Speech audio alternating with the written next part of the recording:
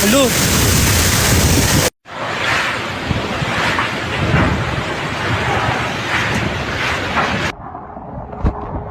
Catanduanes, the Philippines.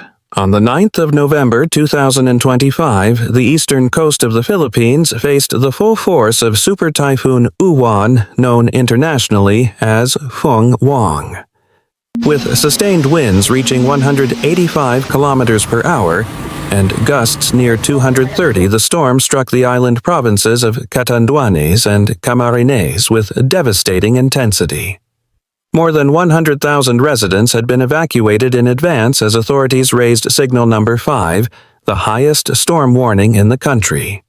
The Philippine Atmospheric, Geophysical and Astronomical Services Administration, or PAGASA, warned of destructive winds, torrential rain, and storm surges that could rise as high as 5 meters. Oh, hello.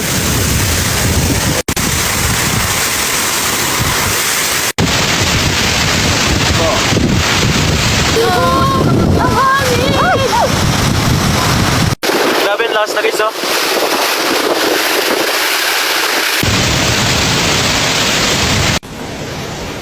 Within hours, rain swept across southeastern Luzon. The typhoon's massive circulation, stretching more than 1,500 kilometers, enveloped the region in darkness. Power lines collapsed and coastal villages were left without electricity before dawn. Flights were grounded at airports in Manila, Legazpi, and Naga. More than 300 domestic and international routes were canceled. Ferry terminals closed as waves pounded ports along the Bicol coastline. Roads connecting Catanduanes and Camarines Sur disappeared beneath floodwaters.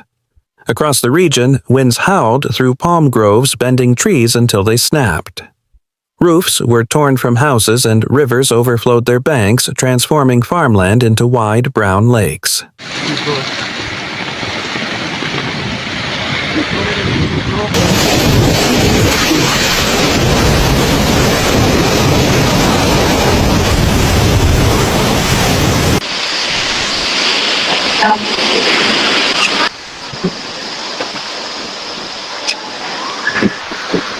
In Catanduanes, residents clutched bags and plastic containers as they boarded military trucks sent to ferry them to higher ground.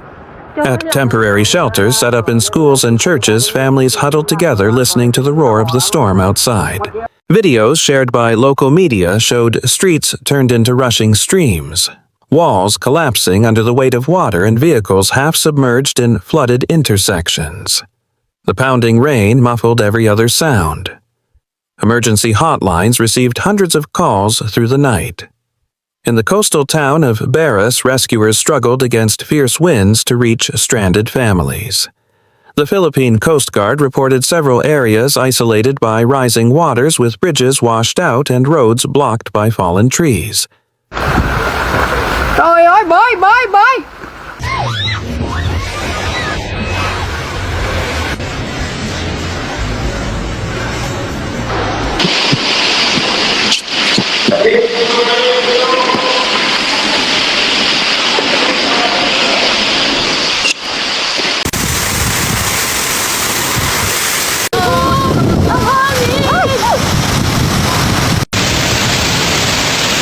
Government agencies moved swiftly. The National Disaster Risk Reduction and Management Council declared a state of calamity in 6 provinces. PAGASA repeated its warnings of life-threatening storm surges and heavy rainfall, urging residents in low-lying and coastal areas to evacuate immediately. The armed forces deployed soldiers and high-water vehicles to assist in rescues. The Philippine Red Cross distributed food packs and medical kits in emergency shelters.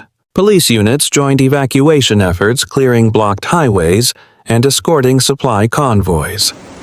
At least 20 official evacuation centers opened across Camarines Norte and Catanduanes. Schools suspended classes indefinitely, while the national airline canceled all flights bound for Luzon until further notice. Throughout the day, helicopters surveyed the coastline, reporting collapsed bridges, submerged fields, and entire villages cut off by floodwaters.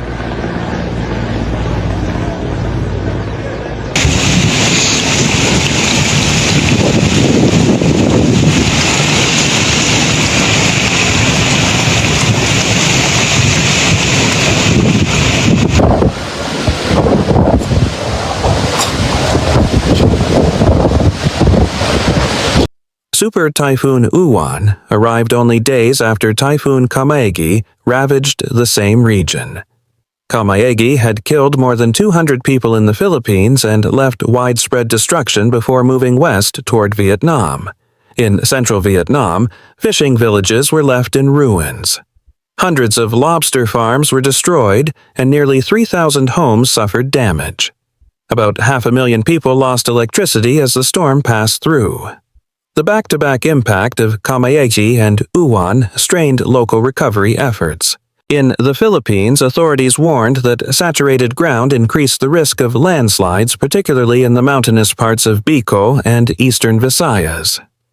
Farmers in Albay and Sorsogon reported flooded rice paddies and damaged crops, adding to growing economic losses. Bridges and provincial roads sustained structural damage, delaying relief deliveries. In Naga City, rescuers used inflatable boats to bring food and water to isolated neighborhoods.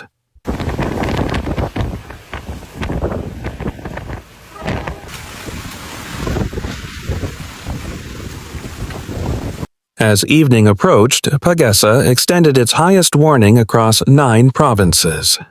Meteorologists reported rainfall totals exceeding 200 millimeters in parts of eastern Luzon. Streams swelled into torrents, sweeping away vehicles and livestock. Residents were urged to remain inside sturdy buildings and avoid coastal areas.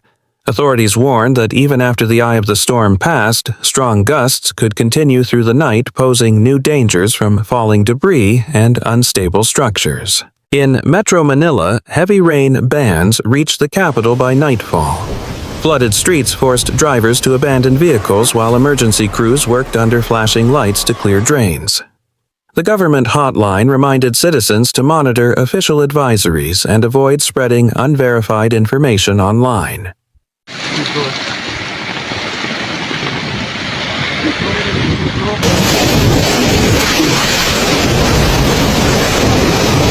Regional forecasters in Taiwan also monitored the storm closely.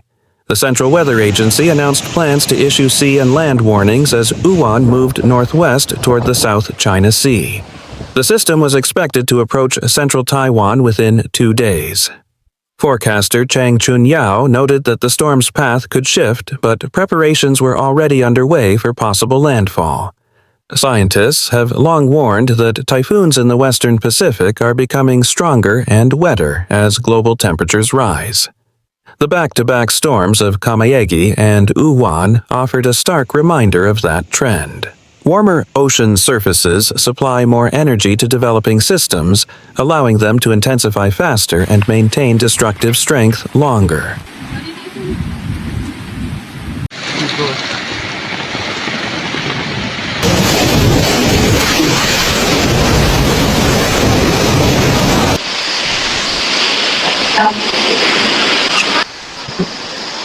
By late evening, floodwaters continued to rise across the Bicol region.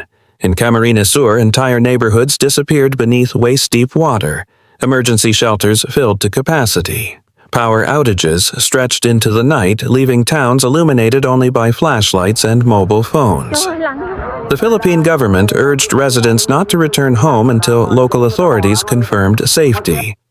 Rescuers plan to resume search operations at first light. As the eye of Uwan moved northward, attention turned to Taiwan, where meteorologists expected the storm to reach coastal areas by Tuesday. Both the Philippines and Vietnam prepared to send damage assessment teams once conditions improved.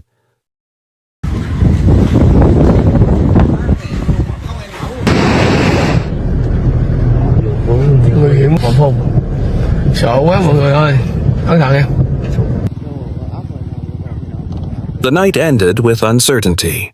Across the Pacific typhoon belt from Luzon to Taiwan, millions remained on alert. The sea remained rough and rainfall persisted across northern Luzon. Pagasa repeated its warning storm surges and flash floods could still occur even after skies begin to clear. Super Typhoon Uwan had tested the resilience of the Philippines, once again a nation accustomed to storms, yet still vulnerable to their growing force. As officials continued to track its movement, one message was repeated across every broadcast: stay vigilant, stay informed, and wait for the all clear from authorities. Ay! Hello!